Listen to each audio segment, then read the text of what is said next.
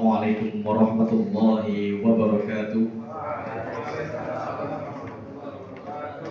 Bismillah, alhamdulillah, wassalatu wassalamu ala rasulillah wa ala alihi wa ashabihi wa man tabi'a sunnatahu wa jama'ata min yaumina hadha ila yaumin naqdah. Allahumma salli wa sallim wa barik ala sayyidina Muhammadin sallallahu alaihi wasallam, al-fatih lima ughliq wal khatim lima sabaq, nasiril haqqi bil haqq wal hadi ila siratikal mustaqim, wa ala alihi wa sahbihi haqqa qadrihi wa miqdarihil azim. Muhtaramin wal mukarramin, sadatana ulama wal masyayikh wal asatidz fi hadhil qaryah Malang Nengah, Desa Kadubumbang, wabil khusus ila syekhina wa murabbi ruhina sahibil ma'had wa khadimil ma'had Pondok Pesantren Tajul Ulum, Syekhuna Kiai Haji Muhammad Marus Amin, sarjana agama. Semoga oleh Allah Subhanahu wa taala selalu diberikan kemuliaan, selalu diberikan panjang umur yang berkah serta bermanfaat selalu untuk umat. Amin ya rabbal alamin.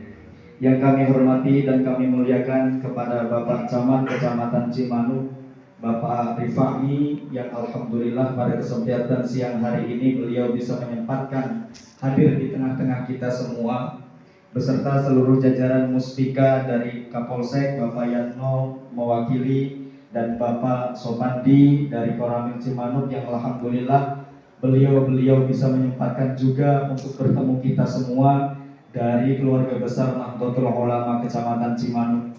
Yang tidak lupa kami muliakan dan kami banggakan ila syekhi wa murabbi ruhi Kiai Heru selaku Ketua Tanfidiyah MWC Majelis Wakil Cabang Kecamatan Cimanuk beserta jajaran MWC yang lainnya yang tidak bisa kami sebutkan satu persatu. Dan kami muliakan juga kepada panitia penyelenggara konferensi anak cabang Gerakan Pemuda Ansor Kecamatan Cimanuk yang ketiga, mobil khusus yang sudah luar biasa berjibaku untuk mensukseskan acara ini, sahabat Anton Susanto yang hampir mirip-mirip dengan Menteri Kemendes yang baru namanya dengan seluruh jajaran kepengurusan pimpinan anak cabang Gerakan Pemuda Ansor Kecamatan Cimanuk. Alhamdulillah ala kulli nikmatillah, berkat iradah dan inayah serta hidayah Allah Subhanahu wa taala, Gerakan Pemuda Ansor Kecamatan Cimanuk sudah berdiri 4 tahun Pak Camat. Menurut SK tahun 2020, saya 2 periode tahun 2020 sampai 2022, terus kemudian konferensi yang kedua 2022 dan 2024. Itu pun sebab maksakeun Pak Camat. Kusabab saya itu bukan asli pribumi sini. Saya pendatang, dididik, diasuh, diurus oleh Kiai Mahrus Amin. Saya besar di sini dari tahun 2016, mengenal Nahdlatul Ulama memang dari sejak dulu. Kalau bahasanya Abah Hamdi itu NU-nya bukan dari lahir, bahkan dari rahim sudah Nahdlatul Ulama. Bahkan dari belum jadi rahim pun sudah Nahdlatul Ulama. Kenapa demikian? Karena Nahdlatul Ulama itu bagi saya pribadi, Pak Camat, Kiai, bukan hanya sebatas menjadi jam'iyatul diniyah, bukan hanya sebatas menjadi organisasi keagamaan, bukan hanya sebatas menjadi sebuah golongan kelompok Ahlus Sunnah wal Jamaah, tetapi menjadi jalan hidup, menjadi thariqah bagi saya pribadi. Dan saya harapkan semua ini pun ditanamkan kepada kader-kader Ahlus Sunnah wal Jamaah An-Nahdliyah. Bahwasanya Mbah Hadratus Syekh Hasyim Asy'ari ini, saya nggak usah pakai mic juga udah gede ya. Bahwasanya Hadratus Syekh Mbah Hasyim Asy'ari ini mendirikan Nahdlatul Ulama itu bukan karena aji mumpung, bukan karena ada kesempatan, bukan karena ada peluang, tetapi melainkan karena kondisi yang sangat memaksakan pada waktu saat itu. Dengan hadirnya Islam modernis, dengan hadirnya Islam yang berhaluan untuk mencegah amalan-amalan tradisi Ahlus Sunnah wal Jamaah, ajaran takdilan, terhadap ajaran muludan, terhadap ajaran istighosahan, manakiban, maka hadirlah Hadratus Syekh Hasyim Asy'ari lewat kegelisahan itu, sowan terhadap gurunya yakni Syekhona Khalil Bangkalan, soalnya tidak tatap muka, melainkan soal lewat batinnya. Soal silaturahim lewat kebatinian Hadratus Syekh Basyim Asy'ari dengan istikharah 41 hari Pak Camat. Kalau kita istikharah palingan mau mendapatkan istri, kira-kira gitu. Ini ada yang sakit, ada yang kaya, ini yang mana gitu kan kira-kira. Tapi Hadratus Syekh istikharah untuk jam'iyah, untuk umat Islam. Bagaimana ini ajaran yang dibawa oleh Wali Songo, oleh Syekh Subakir pembabat tanah Jawa, oleh para pendahulu pendiri Nusantara, memasukkan ajaran agama Islam dengan penuh rahmatan lil alamin, agar tidak terpecah belah, agar tidak terkontaminasi, agar tidak tercampuri oleh ajaran-ajaran yang baru datang kemarin yang dibawa oleh Muhammad bin Abdul Wahab. Saya nggak usah sebutin Wahabi ya. Padahal itulah sosoknya. Akhirnya dengan kegelisahan ini istikharah 41 hari malam, 41 hari malam. Istikharahnya yang dibaca bukan surat Qul ya ayyuhal kafirun, bukan surat Wadduha, bukan surat Al-Nashr, tetapi melainkan surat Al-Kahfi. Dalam setiap rakaatnya membaca 40 kali surat Al-Kahfi. Masya Allah.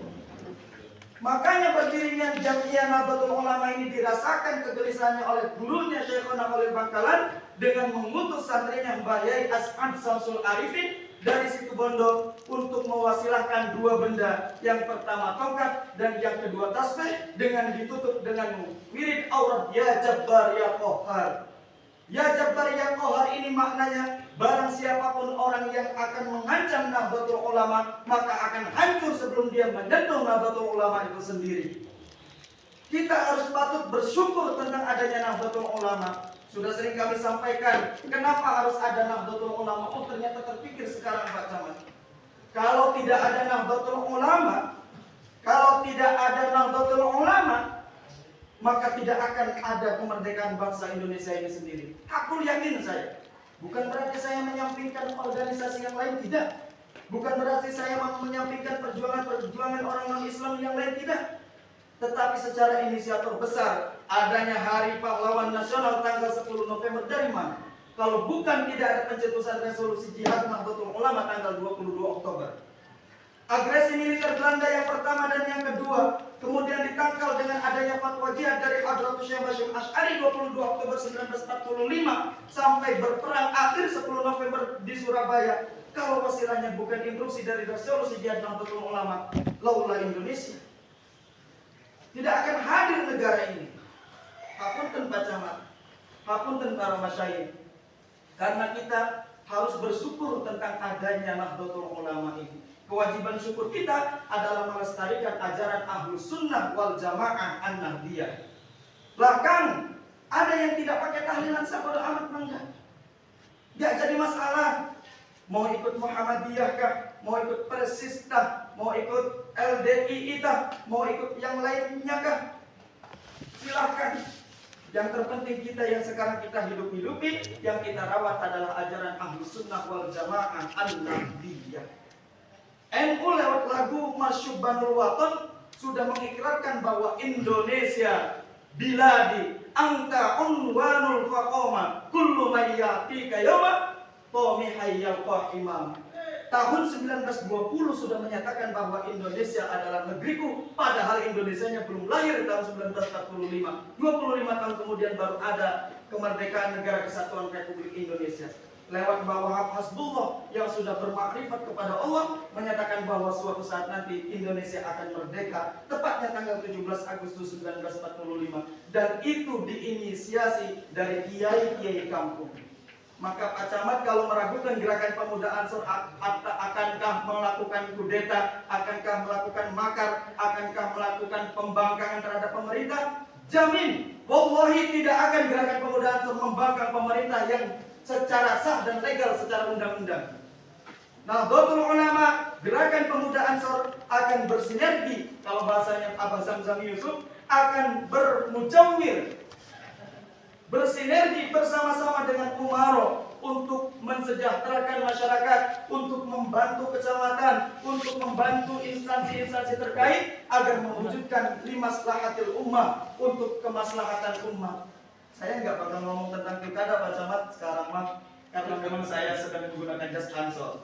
Kalau itu di luar ngopi pakai jas ansor baru kita membicarakan. Ada panwas juga soalnya, khawatir saya dipoto. Kita tegak lurus Pak Camat. Instruksi Ketua Umum Pusat kemarin ketika apel di Hari Santri, Ansor tidak boleh terlibat politik praktis. Secara kelembagaan, secara organisasi kami tidak akan terlibat secara politik praktis. Kami membebaskan semua kader, asal kalau kampanye, kalau misalnya melakukan aktivitas perpolitikan, lepas jas ansornya, lepas jaket bansernya, lepas seragam MDS di jalur ansornya, agar kita bersama-sama membangun kemaslahatan umat ini tanpa adanya perpecahan di antara organisasi. Maka kami sampaikan kembali, tadi sudah disampaikan oleh Ketua Panitia Yandri Susanto, Andri Susanto, Eshum, bahwasanya memang DP Ansor Kecamatan Cimanuk ini Pak Camat, menurut sejarahnya memang NU itu di Banten ini Pak Camat sudah lama. Dari tahun 1926 pun sudah ada rintisan baru. Bahkan muktamar penyusunannya tahun 1928 di SK-kan ada 27 kiai yang mendirikan Nahdlatul Ulama di Banten ini. Dari 27 itu kiai itu Pak Camat, kalau kita klasifikasikan cuma ada tiga kecamatan. Satu dari Kecamatan Menes, dua dari Kecamatan Labuan, dan ketiga dari Kecamatan Cimanuk.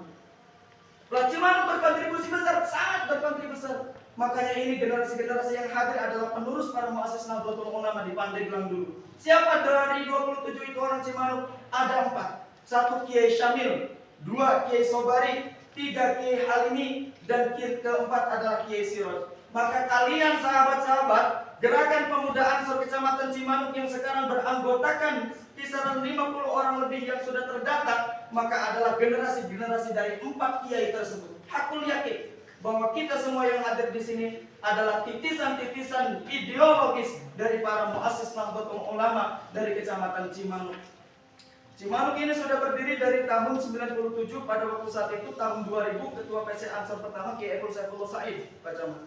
Beliau Ketua Ansor Kabupaten Pandeglang pertama. Beliau terpilih jadi Ketua Ansor Kabupaten Pandeglang, tapi tidak secara masif di Cimanuk. Beliau mengurus kabupaten. Maka kalau secara de facto DP Ansor Cimanuk baru lahir tahun 2020 kemarin. Maka mohon doa restu para masyayikh, semoga masyayikh Nahdlatul Ulama Hadratus Syekh Bashir Asy'ari mendengar kita semua. Dilanggengkan Nahdlatul Ulama di Kecamatan Cimanuk ini, dilanggengkan Gerakan Pemuda Ansor di Kecamatan Cimanuk ini, fatayatnya, muslimatnya, ibnunya, RT Ma'arifnya, semuanya ila yaumil qiyamah. Al-Fatihah.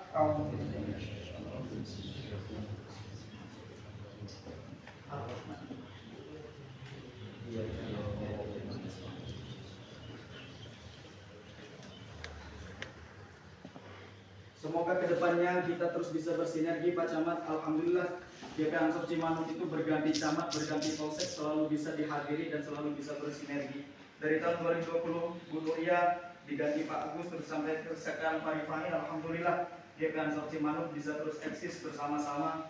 Kita pelaksanaan kegiatannya Pak Camat dulu pernah melaksanakan penanggulangan COVID dan yang lainnya, penyemprotan disinfektan, pembagian masker, bahkan setiap Ramadan Gus Munawir selaku ACMDS di Longsor melaksanakan bagi-bagi takjil. Alhamdulillah kita, ya walaupun kita tidak pernah digaji, wallahi Pak Camat tidak ada gaji, di Ansor itu nggak ada gaji. Makanya Pak Camat siapa tahu mau jadi ketua Ansor Kecamatan Cimanuk kan kami gitu kan. Kita tidak ada gaji Pak Camat. Bansor kemana-mana tidak ada gaji. Kemana-mana mau ngepam kiai tidak ada sama sekali bisyarah, tidak ada sama sekali honorium, tidak ada. Mereka ikhlas lillahi ta'ala. Semoga kebaikan sahabat-sahabat yang mendampingi saya pribadi dari awal sampai akhir dan sampai kapanpun diteruskan, diberikan kemudahan dan kesuksesan dalam hidupnya. Terima kasih sahabat-sahabat semuanya. Saya mohon izin pamit. Pamit dalam arti hanya pamit sebagai pindah jabatan lah kira-kira. Saya diamanahi sekarang oleh Ketua terpilih Gus Haji Ahmad Sahal Mahfud, yang diwakili sekarang oleh Kang Asep saya dari GP Ansor Kabupaten Pandeglang, diamanahi menjadi Ketua Pimpinan Cabang Majelis Dzikir dan Sholawat Rijalul Ansor Kabupaten Pandeglang, Pak Camat. Jadi Ansor itu punya dua organisasi, satu Banser, Barisan Ansor Serbaguna, yang urusannya militansi, pengepaman, keamanan dan yang lainnya. Banser ini kalau disuruh perang sama Kiai, Pak Camat, detik itu pun insya Allah siap. Tapi mereka nggak siap untuk lapar, Pak Camat.